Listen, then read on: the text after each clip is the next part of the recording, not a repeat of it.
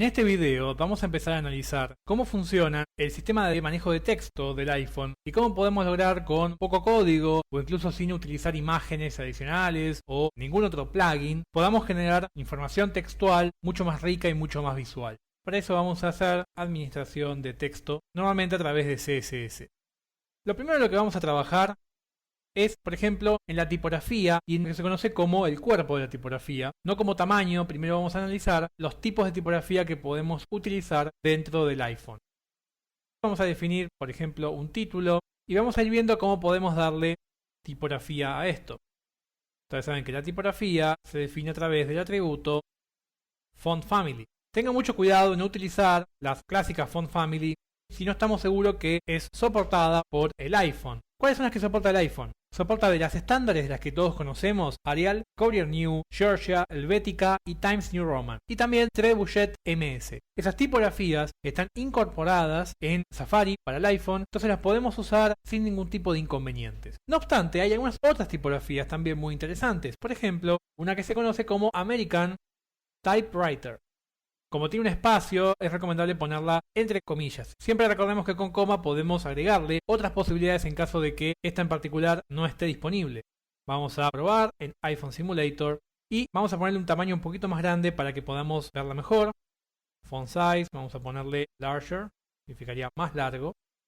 Fíjense cómo larger en realidad la achicó y no la agrandó. ¿Esto por qué? Porque tengamos en cuenta que no hemos colocado en este ejemplo el viewport. Entonces tengamos cuidado con eso, ya que al no estar el viewport, en realidad yo debería estar haciendo zoom de esta página para poder verla en el tamaño real. Tengamos cuidado con eso, y si ustedes quieren que la página esté al 100% siempre y que no haya zoom, recuerden colocar el viewport. Es una tipografía que, si la miran, se parece a una tipografía de máquina de escribir, por eso typewriter. Una tipografía que la tenemos disponible para utilizar sin ningún tipo de inconveniente. ¿Qué otra tenemos de las que no son las clásicas, como Arial, Courier New, Georgia? Hay una variante del Arial llamada Arial Rounded MT Bold, ese es todo el nombre completo de la tipografía, que es en realidad una tipografía Arial mucho más redondeada. Esa es otra tipografía de la cual tenemos disponible para utilizar.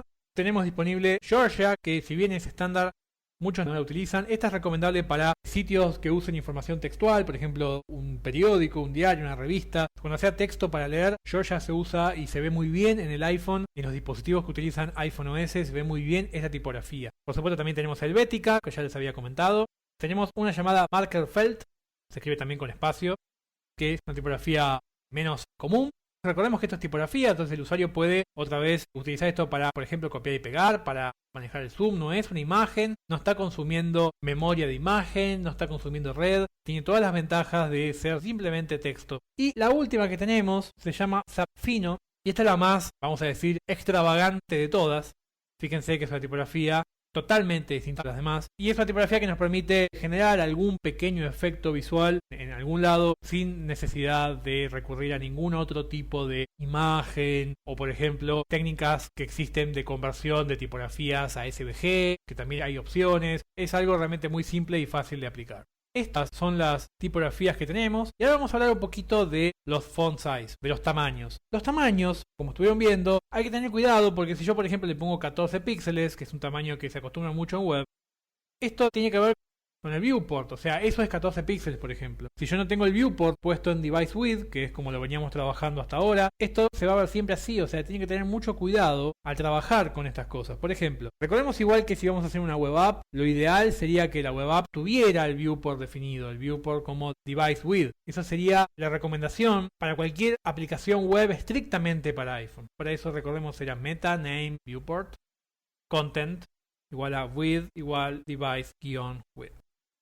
Ahora tenemos el 14 píxeles colocado allí. Yo no les recomiendo utilizar píxeles en ningún diseño web para mobile. Les recomiendo trabajar con medidas que sean necesariamente medidas relativas. Píxel es una medida absoluta. Le estoy diciendo que quiero que ocupe 14 píxeles. El problema está en que con el tiempo empiezan a salir dispositivos, como puede ser por ejemplo el iPhone 4, que son dispositivos que tienen mayor cantidad de puntos por pulgada, o sea, mayor DPI. Ese mayor DPI hace que las tipografías se empiecen a ver a lo mejor más chicas de lo que yo esperaba en algunos dispositivos nuevos. Lo recomendable es siempre trabajar con relativos. El relativo siempre lo que va a hacer es colocar una tipografía el doble o la mitad o al 30% de una tipografía mediana estándar para ese tamaño de pantalla. Por ejemplo, tenemos allí las que les voy mostrando.